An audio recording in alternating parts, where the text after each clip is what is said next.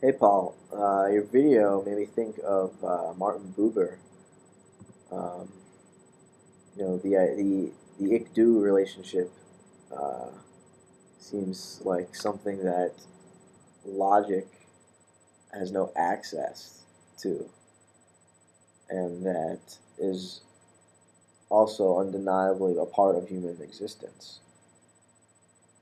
Uh, so it's almost, and it's also for Buber that kind of a IU or ik-do relationship is your relationship with God, and every second person relationship with a being in the world is also somehow a relationship with God, because to communicate with someone at the level of the you, the soul, for them to hear your breath and feel your breath, you need some kind of godly power, and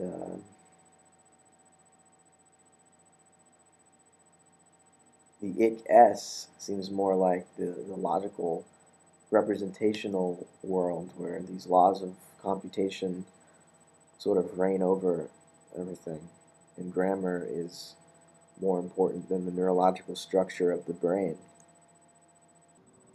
So logic requires words, right? It requires probably written words. It requires an alphabet, right? I mean, correct me if where I'm wrong. Logic is the logos, which is the word. And without the word, we have no logic, because logic is essentially grammar. It applies to how the language is ordered, not necessarily to the reality. But then we have to ask, what is the reality? What is experience? What is experience? And what does that word God mean on the level of experience?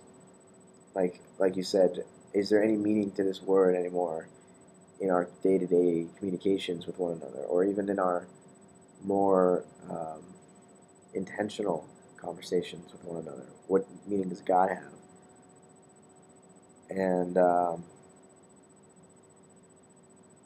I think Buber's meaning is the only one it could have. That God, it comes out through relationship, any kind of relationship between two subjects that recognize each other as subjects. Um, when that happens, it's in the presence of God. It only happens in the presence of God, which just means in the presence of the infinite, maybe. In the presence of the eternal, the non-dual. Like when you're communicating with one person, nothing else matters. When you're really fixated on this relationship that you're engaged in, that you're focused on, this other existence across the room from you. That is an all-encompassing experience of direct unity with, you know, another's existence.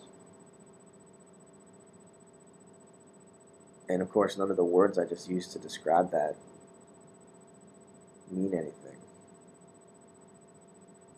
logically speaking.